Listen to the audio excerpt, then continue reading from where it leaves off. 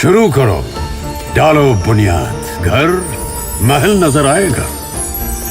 Wonder लाइए, wonder अपनाइए, फर्क नजर आएगा। वंडर सीमेंट, फर्क नजर आएगा। नमस्कार, मैं हूं रिजवान अहमद सिद्दीकी। आप देखना शुरू कर चुके हैं सबकी खबर। ग्वालियर मध्य प्रदेश का एक महानगर है। वहां सड़क बेहाल है। पूरे ग्वालियर में सड़कों के हाल ये है कि जहां सड़क बनी है वहां गड्ढे हो गए हैं। घर से अगर आप निकलते हैं, खास तौर से नौनिहाल अगर स्कूल जा रहे हैं, स्कूल शुरू हो गया है, अगर स्कूल जा रहे हैं तो ये गारंटी नहीं है कि वो स्कूल सही सलामत पहुंच जाएंगे। भय भी का माहौल है ग्वालियर में।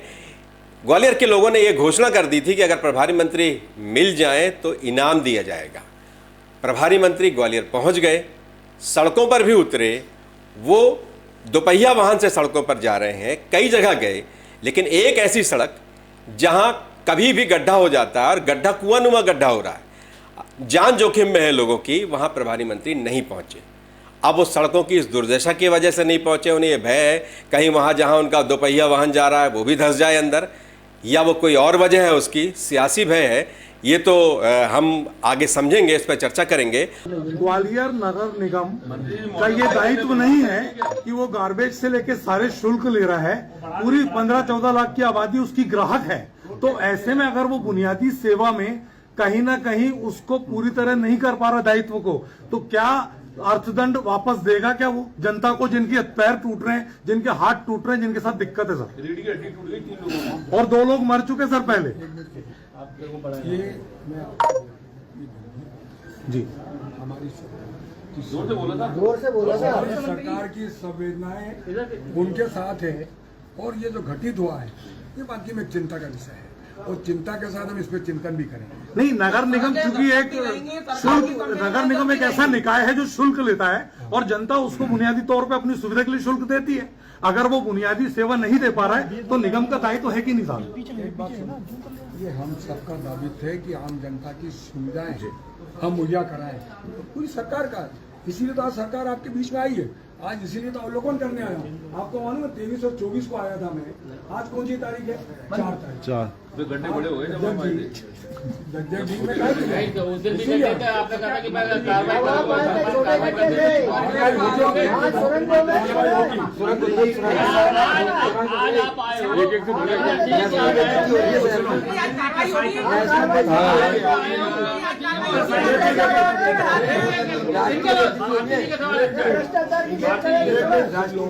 सुनो, हमारी सरकार जो बोलती है वो करती है। ध्यान रखना, हम उनके संग जो बोलते हैं वो करते हैं। आप निश्चिंत रहें, जो दोषी होगा उस पर कार्रवाई की जाएगी। कोई भी कुताही नहीं बरती जाएगी। आज ही की जाएगी, आज ही की जाएगी, आज ही की जाएगी, एक्शन आज ही होगा। हर बिंदु पे जांच होगी। मैंने कलेक्टर को निर्देश दिए हैं, नगर निगम कमिश्नर को निर्देश दिए हैं। क्या मुझे उन्होंने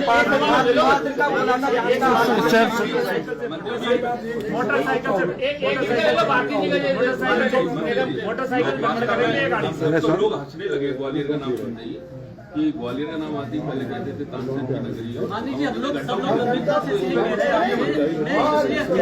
ट्रेंड कर रहा है कि मंत्री जी ठेकेदार का आरोप है, मंत्री जी ठेकेदार का आरोप है कि मेरे से दबाव में काम कराया गया है। प्रभारी मंत्री, कलेक्टर और नगर निगम कमिश्नर तीनों ने मेरे पे दबाव डाला तब मैंने सड़क बनाई, वरना मैंने मना किया था फिर भी सड़क बनवाई। 2 बार चिट्ठी लिखी नहीं, सर्किट हाउस आपने मुझे बोला कि सड़क नहीं बन रही है, आपने मुझे बोला सड़क बनना चाहिए। अब मैं तो कोई भी हो अधिकारी को दबाव बनाऊंगा, मेरी आम जनता को सुविधा मिलना चाहिए। आपने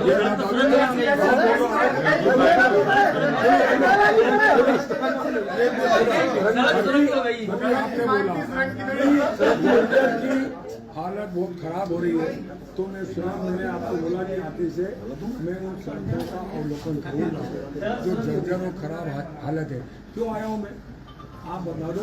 सरकार भी चिंतित है, ग्वालियर को लेकर, इसलिए प्रभारी मंत्री आपके बीच मंत्री जी आपको मैं आपसे केवल एक आना पड़ता है मोटरसाइकिल से जाना पड़ता है आपको जाने के लिए 11,000 का नाम बोलते 11,000 का इनाम है 11,000 का नाम बोलते 11,000 का नाम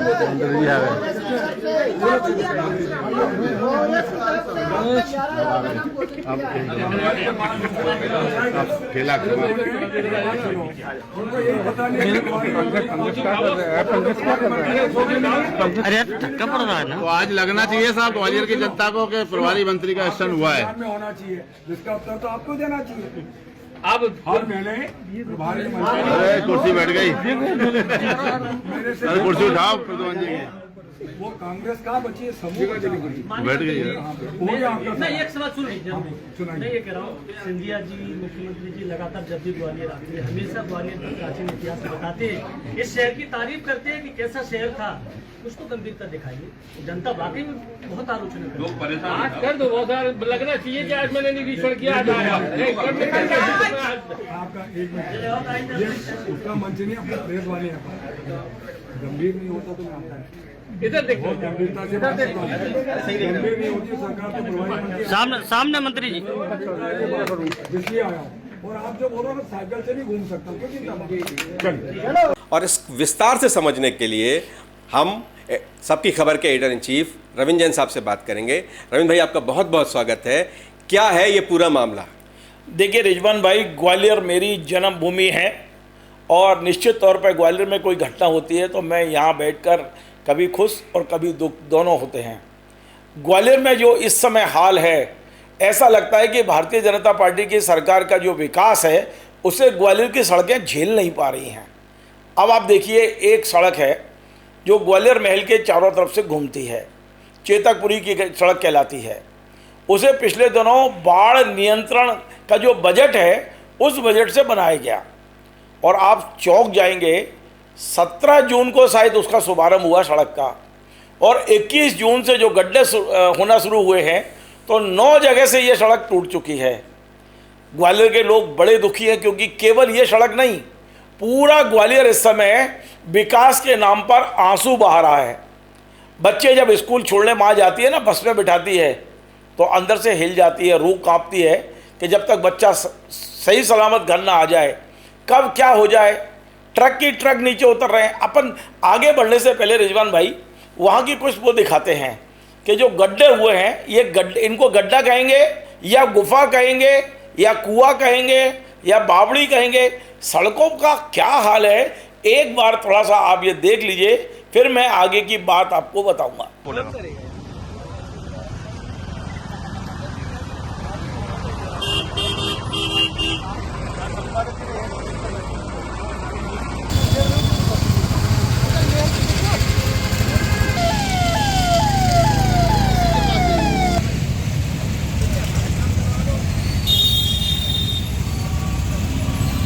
पूरा ऊपर ऊपर डाल दिया, जान मानी नहीं हुई, पानी गिरा नहीं है।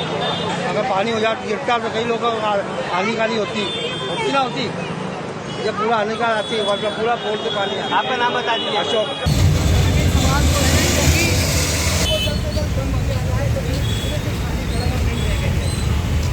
हर जगह की सड़क जो है पूरी हो गई है, हर तरफ।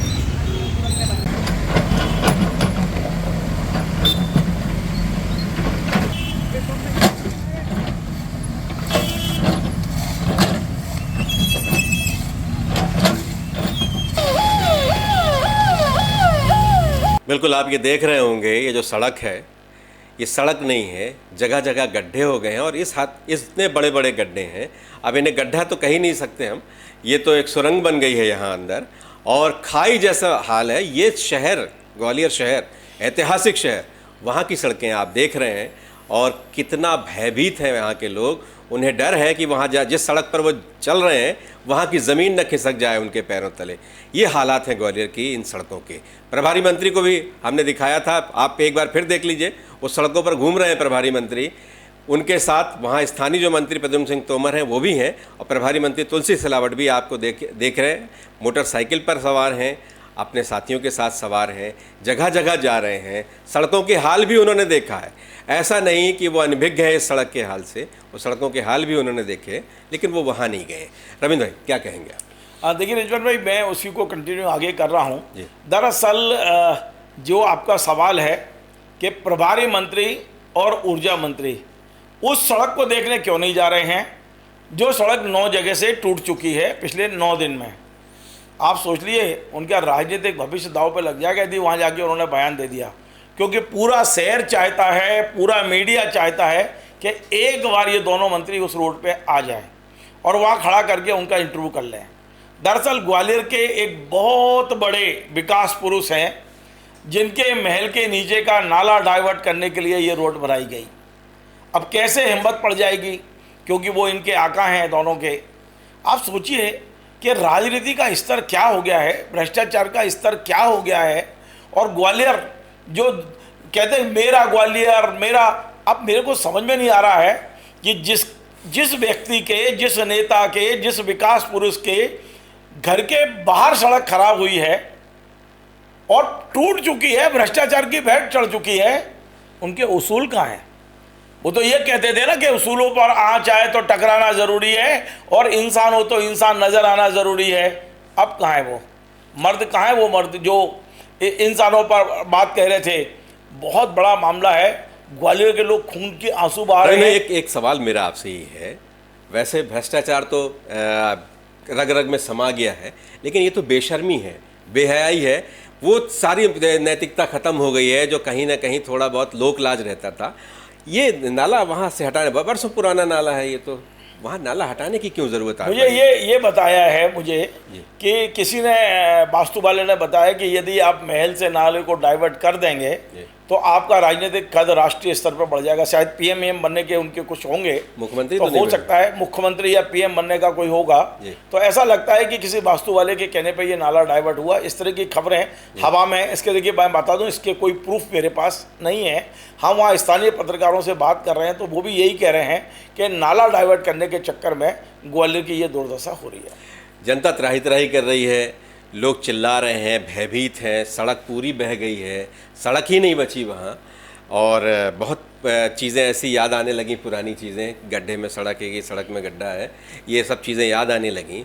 उसके बाद भी सारे जनप्रतिनिधि मौन हैं, और ऐसा मौन, इतना सन्नाटा कि जनता चीखने लगी है, चिल्लाने लगी है। वहाँ के लोग वीडियो बना रहे हैं, वहाँ के लोग, आपने कल खबर बनाई भी थी कि वहाँ के लोगों ने कहा कि 11,000 रुपये का इनाम दिया जाएगा। तो अब तो इनाम की झड़ी लगने वाली है। मुझे लगता है मंत्री जी पहुँच गए हैं, लेकिन अब वहाँ तक नहीं पहुँच पाए, अभी मंजिल दूर है। देखिए रिजवान भाई, ग्वालियर में 2 बीजेपी हैं, एक महाराज बीजेपी और एक नाराज बीजेपी। तो महाराज बीजेपी विकास दिखा रही है और नाराज बीजेपी उस विकास की धज्जियाँ उड़ा रही है। अब मैं आपको नाम बताता हूँ। भारतीय जनता पार्टी के पुराने सशक्त, हस्ताक्षर और बहुत ईमानदार नेता राज चड्ढा जी ने इस लड़ाई को लड़ रहे हैं, वो लगातार लड़ रहे हैं इस लड़ाई को।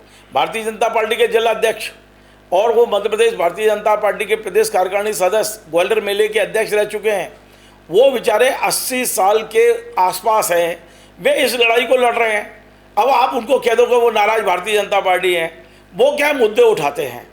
और ये मुद्दे केवल राज चड्ढा जी नहीं उठा रहे हैं, भारतीय जनता पार्टी के तमाम नैतिकतावादी जो कार्यकर्ता हैं, नेता हैं, दुखी हैं। लेकिन अब संगठन ने उनके हाथ पैर बांध दिए हैं। राज चड्ढा एकमात्र जिनके मुंह पर वो टैप नहीं लगा पा रहे हैं, बाकी तो सबके मुंह पे भी टैप लग गए हैं, पीछे से हाथ बांध दिए गए हैं। कुछ हैं जो आज भी मुद्दों को उठा रहे हैं, इस उम्र में उठा रहे हैं, और सबसे बड़ी बात, इस जिंदा दल शहर के लिए जीने का काम कर रहे हैं। लेकिन वाकई मैं आश्चर्यचकित हूँ रिजवान भाई कि ग्वालियर जैसे शहर में, जहाँ से कई क्रांति की शुरुआत हुई है, कई मामलों में हरिदर्शन जैसे योद्धा वहाँ हुए हैं, वहाँ पर आज के भ्रष्ट राजनेताओं के खिलाफ जो चिंगारी उठना चाहिए उठ नहीं पा रही है। अब तमाम सारे लोग सत्तारूढ़ दल में आ गए हैं, विरोध करने वाले भी सत्तारूढ़ दल में आ गए हैं, कांग्रेस बीजेपी दोनों एक हो चुके हैं। आवाज़ कौन उठाए, ये बड़ी समस्या है। बिल्कुल रविंद्र भाई, आवाज़ कौन उठाए, ये बड़ी समस्या है। तुलसी सिलावट आज भी वहाँ पर है, प्रभारी मंत्री। लोग आज भी उम्मीद लगाए बैठे हैं, आस लगाए बैठे हैं कि वो वहाँ पहुँचेंगे, देखेंगे। हमारी उन्हें एक सलाह भी है, संभल कर जाएंगे, हो सकता है पैदल ही चले जाएं, कहीं बाइक सहित पूरे उस किसी दुर्घटना का वो शिकार ना हो जाए, इसलिए कि सड़क तो इसी तरह की है और जिस तरह की सड़क है वो आप देख शायद रहे हैं। इसीलिए नहीं जा रहे हैं जी। कि या तो उनको कोई हेलीकॉप्टर उपलब्ध कराए तो वो वहां उतर जाएं, जी। क्योंकि यदि सड़क मार्ग से जाएंगे जी। तो हो सकता है गाड़ी सीधी की सीधी नीचे ही चली जाए। जी। तो हो सकता है प्रभारी मंत्री को ये भी भय हो कि यार सड़क मार्ग से जाना उस सड़क पर खतरनाक, बहुत ज़्यादा खतरे से खाली नहीं होगा। बिल्कुल, उनको वो तो जानते ही होंगे कि किस तरह की सड़क बनी है, कैसे बनी है, किन हालात में बनी है, कहाँ क्या नाला और क्या पर नाला क्या हो गया उसमें, वो सारी तरह की चीज़ों से वो अवगत हैं। हमें चिंता भी है उनकी कि वो सुरक्षित रहें, और बहुत अभी भी इस उम्र में भी बहुत सशक्त हैं और बहुत सुगठित शरीर के व्यक्ति हैं और बहुत समझदार भी हैं और बहुत तेज़ी के साथ बोलते हैं, उसी तरह से काम भी करते हैं। लेकिन पता नहीं वहाँ क्यों नहीं जा पा रहे हैं। हम उम्मीद करेंगे कि तुलसी भाई आप वहाँ जाइए, देखिए वहाँ के हालात, लोगों को उम्मीद बधाइए। वैसे तो नाउम्मीद हो गए हैं लोग ग्वालियर की इस तरह की परिस्थितियों से, फिर भी हो सकता है आपके जाने से कोई फ़र्क पड़े। तो हमारे इस कार्यक्रम में बस इतना ही। रविंद्र भाई आपका बहुत बहुत धन्यवाद। और अगर आपको हमारा ये कार्यक्रम पसंद आए तो इसे आप लाइक कीजिए, कमेंट कीजिए, शेयर कीजिए और हमारे चैनल को सब्सक्राइब अवश्य कीजिए।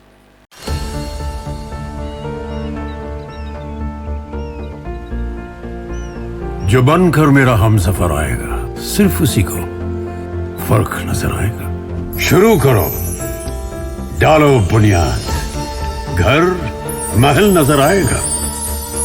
वंडर लाइए, वंडर अपनाइए, फर्क नजर आएगा।